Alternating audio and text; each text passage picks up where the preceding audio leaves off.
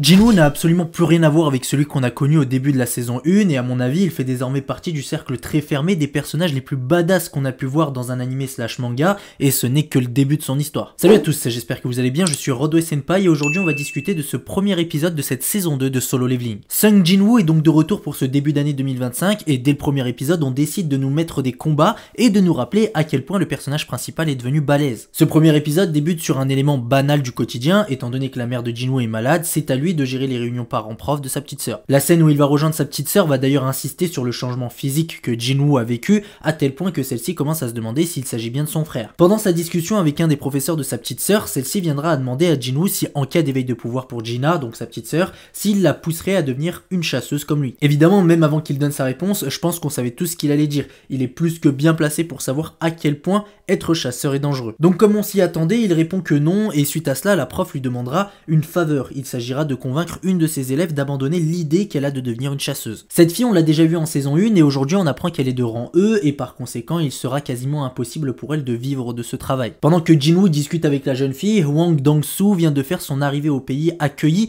par un des membres de l'association des chasseurs qui voit d'un mauvais œil son arrivée ici. Je rappelle pour ceux qui auraient peut-être oublié que ce classe S est ici pour venger la mort de son petit frère qui a été éliminé par Jinwoo. On se rappelle qu'il avait cherché à éliminer le personnage principal et son ami dans un donjon à l'aide de ses complices et que Jinwoo était parvenu à le stopper. Dong-soo vient donc effectuer le même procédé que son frère, profiter de l'apparition d'un donjon, s'introduire dans l'équipe chargée de s'en occuper avec évidemment la présence de Jinwoo et l'éliminer quand cela sera possible. En attendant, Jinwoo accompagné de la jeune fille arrive sur les lieux d'un portail où des chasseurs semblent l'attendre. Finalement on comprendra qu'il avait prévu de s'attaquer à ce portail pour décourager la fille avec lui. Ce portail de niveau C servira d'entraînement pour les nouvelles recrues et c'est Kim Chul, un nouveau chasseur de rang A qui dirigera les troupes de ce raid. Une équipe de 8 chasseurs, donc 1 rang A, 5 rang B, 2 rang C et 2 rangs E. En ce qui concerne les rangs E, ils sont en observation et ils ne sont donc pas comptés comme des chasseurs, ils seront donc 10 à entrer dans ce portail. Les membres de l'association des chasseurs présents sur le lieu du portail semblent savoir à quel point Jinwoo est puissant et ils lui demanderont de ne pas intervenir pour que les nouveaux puissent montrer ce qu'ils valent. Il est donc temps de traverser le portail et tout de suite après l'avoir franchi, on sent que quelque chose cloche, le portail change de couleur et devient tout à coup rouge et instable. Suite à cela, Jinwoo cherche à en sortir avec la lycéenne sans y parvenir, mais réussit tout de même à demander aux membres de l'association de faire appel aux forces spéciales pour les aider. Ce portail qui devait simplement être de niveau C est devenu un portail rouge. Jinwoo nous fera savoir que c'est un type de portail spécial et qu'une fois entré à l'intérieur, il les coupe complètement du monde extérieur. Pour en sortir, il faut soit attendre la rupture du donjon ou vaincre donc le boss final sans espérer aucune aide extérieure, d'autant plus que les monstres sont plus puissants que le niveau initial du portail. Tandis que Jinwoo était en pleine explication, la troupe se fait attaquer, un rang C est déjà mort suite à une flèche et une autre avait été réservée à la lycéenne mais Jinwoo l'a interceptée. Le fait d'avoir arrêté cette flèche à main nue n'a pas échappé à l'un des chasseurs de rang B qui avait l'air surpris de voir ça, surtout que le rang A lui ne l'avait même pas vu venir. L'attaque provenait des elfes des glaces postés en haut des arbres et assez loin pour que Jinwoo ne sente pas leur présence. Jinwoo nous fera savoir d'ailleurs que ces elfes sont assez redoutés par les chasseurs en raison de leur extrême cruauté. Après cette attaque, Kim Chul, le rang A, prendra la parole et fera savoir à la troupe qu'il veut scinder le groupe en deux, écartant les plus faibles et gardant avec lui les plus forts. Il estime que les rangs en dessous de C risquent de le gêner, il ajoute qu'il veut se passer des boulets étant donné qu'il est fort probable qu'il en ait pour des mois dans ce donjon. Finalement, la seule femme parmi les rangs B demande si elle peut rejoindre l'autre groupe, il s'agit de celle qui avait vu Jinwoo arrêter une flèche à main nue. Le groupe du rang A décide d'aller du côté du sentier, tandis que le groupe de Jinwoo ira dans la forêt. Et pendant qu'ils feront leur chemin, Kim Chul remarquera les traces de griffes d'un ours polaire, assurant qu'en décidant d'aller dans la forêt,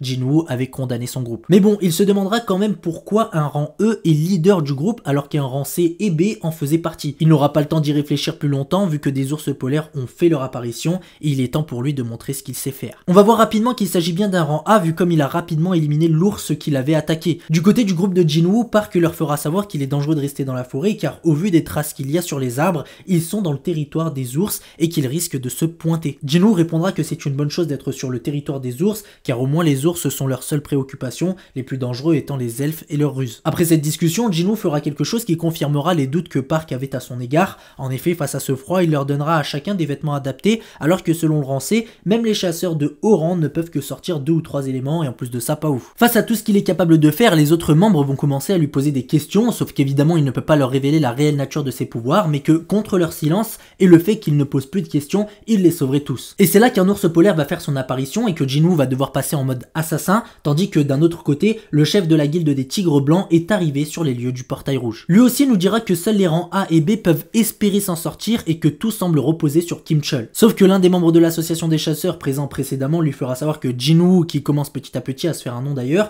est aussi à l'intérieur et que selon lui, malgré son rang, il pense qu'il a connu un double éveil. Ce sera ensuite au tour de Dong-soo d'arriver sur place, il discutera avec le chef de la guilde du Tigre Blanc du fait qu'il trouve chelou qu'un rang E qui n'est même pas recruté par sa guilde soit dans ce portail. Et durant cette séquence, on apprendra que même un classe S est impuissant face à un portail rouge, ce qui fait que Dong-soo devra attendre que Jinwoo sorte de là. Après cette discussion, on reviendra du côté de Jinwoo qui aura eu le temps de dégommer tous les ours qui se sont mis sur son chemin, choquant encore un peu plus les membres de son groupe. Et tandis que ses camarades se reposent et mangent, Jinwoo, prétextant aller faire de l'exercice, est en fait allé tester sa nouvelle technique sur la tanière des ours. Jinwoo décide donc d'envoyer son armée des ombres pour voir s'ils sont capables de décimer tous les ours de la zone, ce qui semble bien parti d'ailleurs, jusqu'à ce que le boss des ours polaires sorte de sa tanière. Les soldats d'ombre basiques ne peuvent clairement rien faire contre lui et Jinwoo va devoir envoyer Igris qui va nous rappeler ainsi qu'à lui à quel point il est puissant en décapitant en rien de temps le chef des ours polaires. Igris est tellement puissant qu'encore aujourd'hui Jinwoo nous avoue que s'il avait gardé son épée contre lui en saison 1, il ne l'aurait jamais battu. Il pense que dorénavant ils ont le même niveau ou peut-être qu'il est un cran au-dessus de lui. Du côté de Kim Chul, ça s'annonce très mal étant donné que tous les chasseurs ont été éliminés par les elfes des glaces et que seul le membre de la guilde du Tigre Blanc a survécu. Et à mon avis pas pour très longtemps vu qu'en voyant ses camarades se faire éliminer sous ses yeux, il s'enfuit en criant de peur,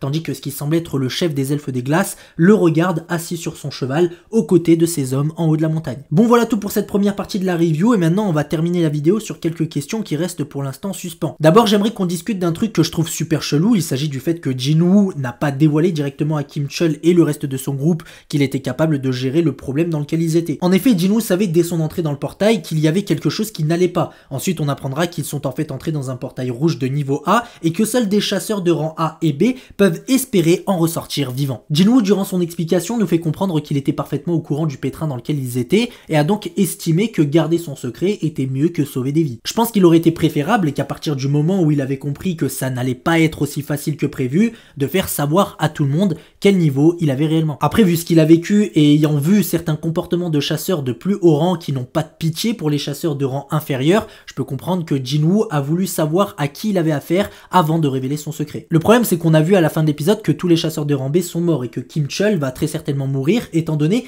qu'après avoir pris la fuite, on peut voir qu'un elfe à cheval semble vouloir s'occuper de lui. Je pense que le mieux aurait été de prévenir tout le monde dès le début, au moins Jinwoo se serait servi de la force du rang A ainsi que celle des rangs B, même s'il semble ne pas avoir besoin d'eux. Bref, vous me direz ce que vous pensez de tout ça en commentaire. Ensuite, j'aimerais aussi voir avec vous un truc qui m'a fait réfléchir et cela concerne les deux mini-boss qu'on a pu voir. On a vu le chef de la meute des ours ainsi que celui qui semble être le chef des elfes de glace et si je parle de mini-boss, c'est qu'effectivement, au vu de leur niveau, il semble que le donjon a un niveau encore plus élevé que le rang A et que tout porte à croire que le boss de ce donjon va finalement être beaucoup plus puissant que ce qu'on croit. En effet, on a pu constater du fait que les elfes des glaces ont terrassé la mini-troupe de Kim Chul composée d'un rang A et de 4 rangs B. Si ce portail rouge était réellement de niveau A, les chasseurs de rang B auraient normalement dû être capables d'éliminer les elfes des glaces basiques et leur chef aurait quant à lui été éliminé par Kim Chul, le rang A de la troupe. Après, je peux comprendre que pour eux, le boss aurait été complètement imbattable, mais tout ce qui est ours, chef des ours ou encore elfes des glaces et chef des elfes des glaces, ils devraient normalement être capables de les battre. Après, on a tout de même vu que Kim Chul a éliminé un ours assez facilement et on peut donc en déduire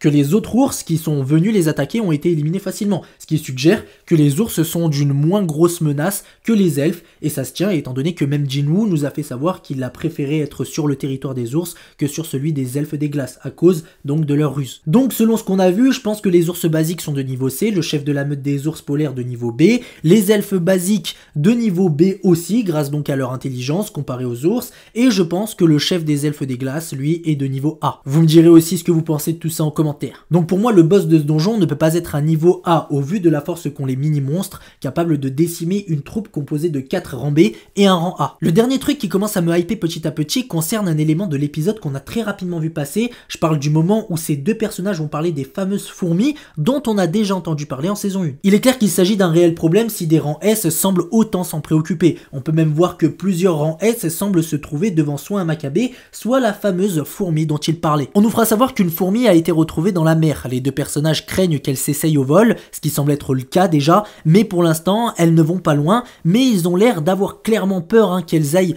beaucoup plus loin jusqu'à ce qu'elles soient capables d'aller n'importe où en volant. Je pense que toute cette histoire autour des fourmis est la prochaine intrigue après l'arc du portail rouge.